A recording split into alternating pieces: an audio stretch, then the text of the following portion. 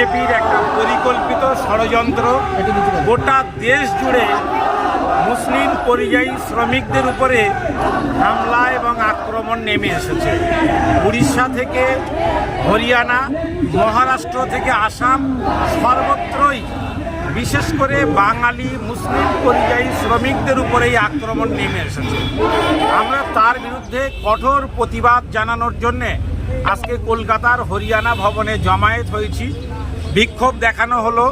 হরিয়ানার মুখ্যমন্ত্রীর উদ্দেশ্যে একটি স্মারকলিপিও এখানে জমা করা হলো যে হরিয়ানায় একের পর এক যে সাম্প্রদায়িক হাঙ্গামা হরিয়ানার বিজেপি সরকারের মদদে চলছে তা অবিলম্বে বন্ধ হওয়া দরকার। এই নিন্দনীয় ঘটনা কোনোভাবে ভারতবর্ষের কোনো মানুষ সমর্থন করতে পারে না। আমরা দেখতে পাচ্ছি যে বিজেপি তারা পরিকল্পিতভাবে তাদের শাখা সংগঠন হিসাবে গোরক্ষা বাহিনীকে সাদা কাগজে তারা অত্যন্ত এতটাই ক্ষমতা দিয়েছে, যে ক্ষমতা গোরক্ষা বাহিনী ভোগ করছে তার ফলে ভারতবর্ষের সাংবিধানিক সংকট দেখা যাবে যদি গোরক্ষা বাহিনীকে এখনই নিষিদ্ধ করা না হয়। তাই আজকের এই হরিয়ানা ভবনের সামনে দাঁড়িয়ে শুধু হরিয়ানার গোরক্ষা বাহিনীকে নয়, ভারতবর্ষের মধ্যে যে যে রাজ্যে গোরক্ষা বাহিনী আছে এবং তারা অবৈধ ক্ষমতা ভোগ করছে তার সমস্ত গোরক্ষা বাহিনীকে অবিলম্বে নিষিদ্ধ ঘোষণা করা হোক এবং বাঙালি পরিযায়ী শ্রমিকদের সারা দেশে তাদের নিরাপত্তা সুনিশ্চিত করার জন্যে পশ্চিমবঙ্গের মমতা ব্যানার্জি সরকারকেও পদক্ষেপ নিতে হবে। কিছুদিন আগে উড়িষ্যায় যেভাবে বাঙালিদের উপরে আক্রমণ হয়েছে সেই আক্রমণের কিন্তু যথাযথ বিচার এখনো পর্যন্ত বাঙালিরা পায়নি।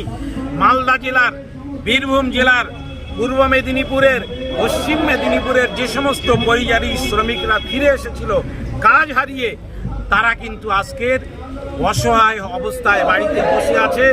সরকারি কোনো সহায়তা তারা এখনো পায়নি এবং তারা সেখানে কাজ করছে, তারা সেখানেও মদত পাচ্ছে না। সেখানে যে বঙ্গভবন আছে সেই বঙ্গভবনগুলো, এখানে সরকার পরিযায়ী শ্রমিকদের একটি বোর্ড গঠন করেছে, কিন্তু সেই বোর্ডের কারা কর্মকর্তা তাদের সঙ্গে কোনো রকম যোগাযোগের কোনো সুযোগ পরিযায়ী শ্রমিকদের নেই। প্রত্যেকটি রাজ্যে পরিযায়ী শ্রমিকদের বোর্ডের একটা করে ইউনিট খোলা হোক, সেখানে যেন পরিযায়ী শ্রমিকরা তাদের অভাব অভিযোগগুলো বলতে পারে, তাদের যে সমস্যা আছে সেগুলো এই বোর্ডকে জানাতে পারে। দ্রুত পদক্ষেপ নিতে হবে। আরজি কর নিয়েই মেতে থাকলে হবে না। আরজি করের ঘটনার বিচার সিবিআই করতে পারুক বা না পারুক জানি না, তাদের মোদী সরকারের কাছে কি ডিরেকশন আছে। আমরা চাই আরজি করের ঘটনা দ্রুত বিচার হোক, অপরাধীরা শাস্তি পাক, কিন্তু তার আড়ালে একের পর এক গতকালও হরিয়ানায় একটি ছাত্রকেও হত্যা করা হয়েছে, গোমাংস তার হাতে তুলে দিয়ে তাকে হত্যা করা হয়েছে। এই ঘটনা গোটা দেশ জুড়ে চলবে আর আমাদের পশ্চিমবাংলার বঙ্গ সরকার সেটাকে নীরবে মুখ বুজে সহ্য করবে, এটা চলতে পারে না।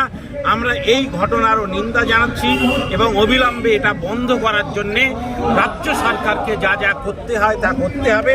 আমরা খুব তাড়াতাড়ি সারা ভারতবর্ষের বিভিন্ন রাজ্যে যা ঘটছে, বিজেপির মদদে যা ঘটছে, সেইটা নিয়ে আমরা পশ্চিমবাংলার গভর্নর, রাজ্যপালকেও একটি ডেপুটেশন দেব।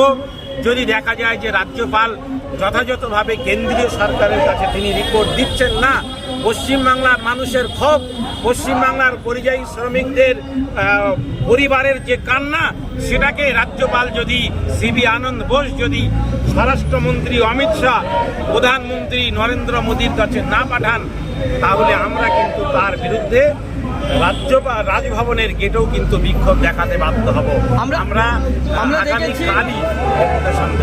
আমরা জানি যে অপরাধীরা তখন আইন হাতে তুলে নেয় যখন আইনের রক্ষকরা দুর্বল হয়।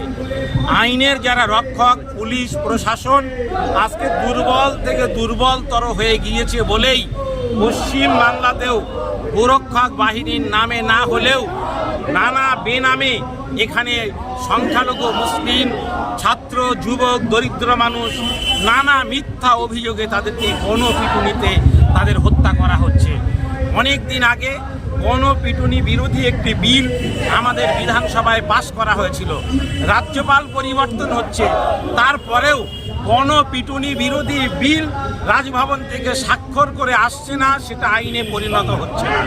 এর পিছনে কারা আছে, কাদের ষড়যন্ত্র, কারা চাইছেন না যে গণপিটুনি বিরোধী আইনটা কার্যকরী হোক, এটা কারা চাইছেন না?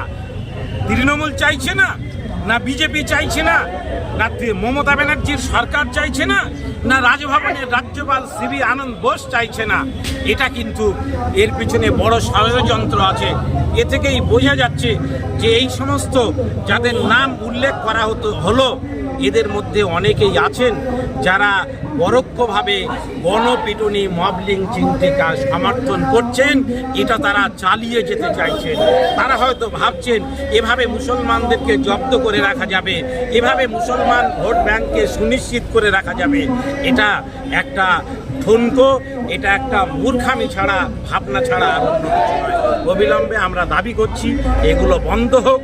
যারা মব লিঞ্চিং করছে আর তারা ধর্ষণ করছে, এদেরকে সমান অপরাধী হিসাবে চিহ্নিত করা হোক এবং সবাইকেই দ্রুত আইনি পদক্ষেপ নিয়ে আইনের আওতায় নিয়ে এসে 1 সপ্তাহ থেকে 1 মাসের মধ্যে তাদের ফাঁসি না দিলে এই ধরনের ভয়াবহতা, এই ধরনের সামাজিক ব্যাধি পশ্চিমবাংলা থেকে দূর হবে না, পশ্চিমবাংলা থেকে কোনোভাবেই মিটবে না। তাই অবিলম্বে এটা বন্ধ করার জন্যে প্রশাসনকে কঠোর হতে হবে, সরকারকে কঠোর হতে হবে, আইনি পদক্ষেপ সরকারকে যথাযথভাবে নিতে হবে।